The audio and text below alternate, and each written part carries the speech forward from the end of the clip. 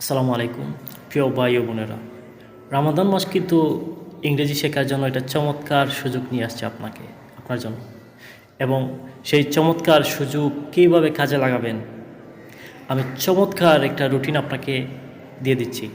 আমার রুটিনটা যদি আপনি ফলো করেন, নিশ্চয়ই আপনি ইংরেজিতে একদম হিরো হয়ে যাবেন, নিঃসন্দেহে কথা দিলাম। আমার রুটিনটা একটু ফলো করেন, ইনশাল্লাহ কাজে আসবে। যেহেতু ইংরেজি রমজান মাসে স্কুল, কলেজ, ইউনিভার্সিটি সব কিছুই বন্ধ, এই একটা সুবর্ণ সুযোগ কিন্তু আপনাদেরকে নিয়ে আসছে রমজান মাসে।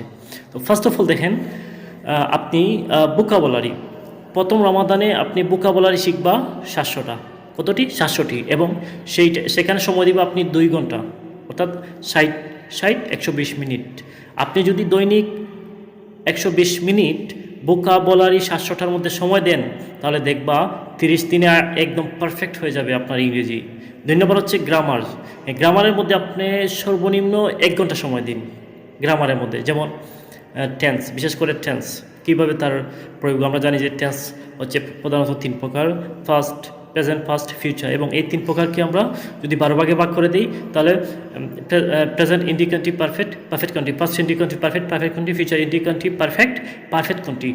এই 12 প্রকার টেন্সের স্ট্রাকচার এবং গঠনটা আপনি একদম ফানির মতো করে নেন, ইংরেজি শেখাটা একদম সহজ হয়ে যাবে আপনার জন্য। আর 3 নম্বরে যে জিনিসটা ফলো করবা সেটা হচ্ছে ইউটিউবের আপনার পছন্দের একজন ব্যক্তির 30 মিনিট সময় করে ইউটিউবটা দেখবা, কীভাবে ইংরেজিটা ইমপ্রুভ করা যায়, কীভাবে শেখা যায়। হ্যাঁ, আর 4 নম্বরে হচ্ছে আপনাকে স্পিকিংয়ে সময় দিতে হবে, নিজেকে সময় দিতে হবে। আপনি ইংরেজি শিখবা ভালো কথা, কিন্তু সেটা যদি আপনি প্র্যাকটিস না করলে কিন্তু এগুলো শেখা সম্ভব হবে না। সেক্ষেত্রে আপনাকে 30 মিনিট প্র্যাকটিস করার জন্য সময় নিতে হবে। হ্যাঁ, তো তাহলে আমার সাথে একটু প্রমিস করে নেন, এই যে আমি রুটিনটা দিয়ে দিলাম 4টা রুটিন, এইটা অবশ্যই আপনি পুঙ্খানুপুঙ্খভাবে মেনে চলবেন এবং ইংরেজিতে 0 থেকে হিরো হয়ে যাবেন। আমার সাথে একটু প্রমিস করবা যে আই প্রমিস টু মি, নিজের সাথে আপনি সবসময় প্রমিস করবা, I promise to me, I follow the routine